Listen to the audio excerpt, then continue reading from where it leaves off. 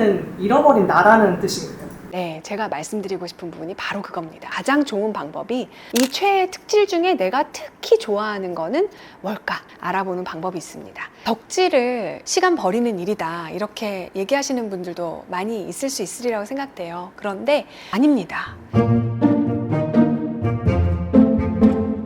교수님, 혹시 연예인에게 덕질을 하게 되는 이유가 뭘까요? 우리가 연예인에게 빠지는 데에는 재능이나 외모, 친밀감, 팬 공동체 등 실제로 여러 이유가 있을 수 있지만 분석 심리학의 관점에서 보자면은 살아보지 못한 삶, 내가 충분히 살아보지 못한 나의 모습을 최애를 통해서 보고 만나는 일일 수도 있거든요. 열심히 덕질을 하는 게 본인을 탐구하고 인생을 의미 있게 살아가는 데도 도움이 되는 방법이 될 수도 있습니다. 그렇게 하는 방법을 오늘 알려드릴게요. PD님의 BTS 멤버 중에 최애는 누구세요? 방탄은 다 함께 있을 때 완전해 보여서 좋다고 생각을 하는데 그 중에서도 꼭 한 명을 뽑으라면은 정국인 것 같습니다. 정국의 어떤 면이 그렇게 좋은지 한번 생각해 보실 수 있는 거예요. 예를 들어서 무엇이든지 겁내지 않고 일단 해보는 사람이라는 면이 좋을 수도 있잖아요. PD님은 이제 그동안 잘할 수 있는지 오래 검토하고 책임을 따지고 그 후에야 움직이는 타입이었다고 할게요. 그러면 너무 오래 너무 신중하게 살아오느라고 충분히 살아보지 못한 나의 모습, 대담함, 신체성, 놀이본능 같은 거를 최애한테서 보고 있는 것일 수도 있다는 거죠. 또 씨앗은 있지만 살아오는 동안 스스로에게 허락하지 않거나 허락하지 못했던 일일 수도 있는 거예요. 그렇다면 최애는 잃어버린 나라는 뜻인가요? 네, 제가 말씀드리고 싶은 부분이 바로 그겁니다. 그러니까 우리는 살아가면서 어떤 성격과 삶의 방식을 선택해서 발달시킬 수밖에 없거든요. 그런데 신중함을 선택하면 충동성을 억제하고 책임을 선택하면 놀이를 미루게 되는 거잖아요. 지난번에 BTS 노멀 분석하면서 우리가 그림자 얘기했는데요. 그림자에는 이제 벽장 속에 넣어놓은 해골같이 던져놓지만 그 자체로는 나쁘지 않고 좋은 특질인데도 억눌러 놓은 것들이 있을 수 있다고 했고 그걸 황금 그림자라고 부른다고 했는데요. 이 황금 그림자를 찾아보는 방법 중에 가장 좋은 방법이 바로 나의 최애를 시간을 들여 다시 한번 자세히 살펴보고 이 최애의 특질 중에 내가 특히 좋아하는 거는 뭘까? 이렇게 알아보는 방법이 있습니다. 내가 정말 이상화하는 사람, 내가 낭만적 사랑에 빠졌던 사람, 이런 사람들을 돌아보면 그 사람의 특정한 어떤 부분이 나의 황금 그림자일 수도 있다고 보고 있습니다. 여러분의 입덕 계기를 잘 살펴보면 스스로의 내면을 탐구하는 데 도움이 될 수 있다는 거죠. 그럼 최애를 어떻게 탐구하면 그런 그림자를 알아볼 수 있나요? 교수님도 혹시 그런 경험이 있으신가요? 최애 무엇이 그렇게 좋은지 찬찬히 살펴보는 것으로 할 수 있습니다. 여러분도 한번 같이 해보실 수 있는데요. 제 경험을 말씀드리자면 제가 왜 RM의 일상 영상을 그렇게 열심히 봤을까 생각해 본 적이 있어요. 한강 다리 밑에 가서 작사했다는 거 소개하는 영상이 있고요. 수영장 옆에서 미국 미술사 책을 읽는 브이로그 같은 영상을 되게 열심히 보고 있는 저 자신을 발견했어요. 그런데 문득 떠오른 한 장면이 있었어요. 제가 예전에 의대에서 무슨 과를 갈까 선택을 할 때 가장 인문사회적 성격이 짙은 과를 선택했구나. 그 선택하는 그 과정의 장면이 문득 떠올랐어요.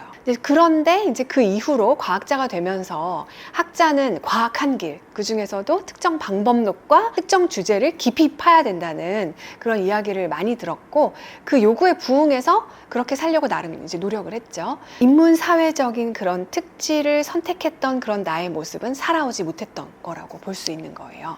그러니까 나는 한 분야를 깊이 파는 과학자가 되어야 된다는 요구에 적응하면서 폭넓게 읽고 연결하고 표현하고 싶어하는 나를 다소 눌러왔을지도 모른다는 거죠. 그런데 이제 저와는 달리 RM은 에세이, 소설, 미술, SF 등 장르를 넘나들면서 책을 읽고 그걸 가사로 표현하잖아요. 그럼 내 안에도 내 최애가 있을 수 있다는 뜻인가요? 그거를 오해하면 안 되는 게 나는 어차피 내 최애처럼 대단하지 못한데 이런 생각이 들 수가 있잖아요. 그런데 이게 보여주는 거는 내가 중요하게 생각하는 가치의 방향을 나침반처럼 보여주는 거지 어떤 특정한 모습의 목표 자체를 보여준다고 생각하지는 않으셔도 됩니다. RM처럼 그렇게 가사까지는 나오지 않더라도 뭔가 좀 더 새로운 것들을 탐험하고 좀 다양한 분야를 섭렵하고 싶다. 이런 부분의 방향성을 보여준다는 거죠. 수많은 매력적인 사람들이 있잖아요, 연예인 중에는. 그런데도 유독 한 사람한테 끌린다면 그 선택에는 내 이야기도 들어있을 수 있다는 뜻인데요. 정국을 좋아해도 어떤 사람은 그 음악적인 수월성에 끌리는 거고, 어떤 사람은 대담함, 어떤 사람은 자유로움에 끌린다, 이렇게 볼 수 있는 거고요. 예를 들어서 최애가 장원영 씨라고 하면은 이 장원영을 덕질하는 내 마음속에 장원영 씨처럼 자기 관리를 정말 잘하고 싶다, 나를 소중하게 여기고 싶다, 이런 모습에 대한 열망이 있다고도 볼 수 있는 거고요. 라이즈 원빈 씨가 최애라고 하면은, 그러니까 차가워 보이는 외모와 달리 허당기 있는 그런 내 모습을 열망하고 있다, 이렇게 볼 수 있는 거고요. 에스파 카리나 씨가 최애라고 하면은 내가 아직 보여주지 못한 그런 시원시원한 성격을 나도 좀 바라고 있다, 나한테는 그런 모습도 있을 수 있다고 볼 수 있는 거고요. 가수 유나 씨가 최애라고 하면은 연결되지 않을 것 같은 과학과 이런 예술을 연결하고 싶다, 이런 열망들을 내 안에 있을 수 있다는 거죠. 그러니까 이런 모습이 어떻게 보면 내 안에 있지만 내가 살아보지 못한, 내가 가장 아쉬움을 느끼고 있는 어떤 나의 황금 그림자일 수도 있는 거죠. 그럼 결국 이런 잃어버린 나를 투사한 결과가 바로 덕질이라는 건가요? 그런 면이 있을 수 있습니다. 그런데 덕질의 또 다른 그런 측면 중에 하나는 이게 순수한 놀이라는 점이에요. 이 놀이가 최애한테 투사한 그림자를 나에게로 회수하는 데도 도움이 될 수 있습니다. 돈이 되거나 성과가 나오거나 내가 성장해서 어떤 가치가 더 생기거나 그렇지 않은 일인데도 하는 게 바로 놀이입니다. 성인의 삶을 뭐라고 볼 수 있을까요? 기본적으로 놀이가 없는 삶이에요. 그런데 덕질을 한번 보세요. 응원봉 들고 포토카드 모으고 정리하고 친구들하고 최애 얘기를 몇 시간씩 나누는 시간은 어떤 실용적인 목적이 있는 그런 시간이 아니에요. 놀이 시간이죠. 그렇다고 이 시간이 쓸모없는 시간이 아닌 거고요. 쓸모를 증명하지 않아도 되는 그런 놀이 시간이다라는 거예요. 술을 마신다거나 도박을 한다거나 이렇게 과하면 이건 파괴적일 수 있는데, 덕질은 대부분의 경우는 과하지 않아서 파괴적이지 않은 놀이다, 이렇게 볼 수 있는 것 같아요. 그러면 이 파괴적이지 않은 놀이가 왜 이제 우리 안에 있는 그림자를 마주하게 하는데 도움이 될까요? 이 덕질이라는 놀이 속에서 우리는 잠시 유능하고 책임지는 그 어른의 얼굴을 내려놓게 되는데요. 이런 모습을 자연스럽게 내려놓게 되면서 상처받지 않고 실패하지 않기 위해서 안전한 자아를 선택해 왔던 그런 방어 기제가 좀 우리 안에서 좀 놓아질 수 있는 거예요. 평소 스스로한테 허락하지 않았던 모습, 그러니까 그림자, 이런 모습들이 드러날 수 있게 되는 거죠. 덕질의 좀 예시를 좀 더 보면은, 콘서트는 수만 명이 함께 하나의 무대를 완성하는 참여형 놀이라고도 볼 수 있고요. 플랜카드 제작하는 과정은 마음을 시각적으로 표현하는 그런 창작 놀이라고 볼 수 있고요. 여기에 창조력과 생명력이 숨어 있습니다. 덕질을 어른의 세계에서 의미 없고 시간 버리는 일이다, 이렇게 얘기하시는 분들도 많이 있을 수 있으리라고 생각돼요. 그런데 아닙니다. 쓸모를 증명하지 않아도 되는 이 시간을 통해서 여러분 자신을 발견하고 있고 또 삶의 방향성을 회수할 수 있는 그런 시간이 될 수 있다고 저는 생각합니다. 편히 하세요. 그런데 탈덕하고 오히려 악플러가 되는 경우도 있잖아요. 이런 경우는 도대체 왜 그런 걸까요? 왜냐하면은 황금 그림자를 투사하면 처음에는 그 사람이 나에게 없는 모든 것을 가진 완전한 사람처럼 보이거든요. 근데 문제는 그 사람이 실제 인간이라는 거예요. 그러니까 당연히 내가 내 마음에서 부족했던 것을 채워주는 방식으로 부여했던 이미지와는 다른 모습을 당연히 드러낼 수밖에 없고요. 그때 우리는 저 사람이 변했다고 느끼지만 실제로는 그 사람 위에 씌워뒀던 우리만의 이상화가 무너진 것일 수 있고, 단순히 실망해서라기보다는 내가 맡겨둔 나의 완벽하고 소중한 가능성을 상대방이 소홀히 한다, 훼손한다, 이렇게 느끼는 것일 수가 있습니다. 무의식적으로요. 물론 이제 탈덕이나 악플의 원인을 모두 투사로 설명할 수는 없습니다. 다만 그 사람의 변화가 내 가능성의 상실처럼 느껴지기 때문에 분노할 수 있다는 걸로 보입니다. 그럼 최애를 통해서 나의 그림자를 발견할 수 있다고 하셨는데, 그렇게 발견한 그림자는 어떻게 내 삶으로 가져올 수가 있나요? 이미 이제 성숙한 팬들은 많이들 그렇게 하고 계신데요.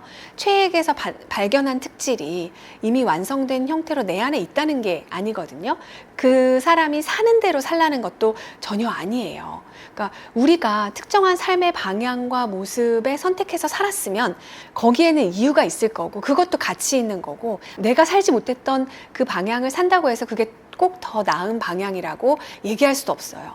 하지만 그 아쉬움과 안타까움이 내 마음속에서 지금 살아달라고 외치는 것은 사실이라는 거죠. 그러면 이 삶을 내 형편과 삶의 방식에 맞게 조금씩 살아보는 그런 방식들이 있을 수가 있는데요.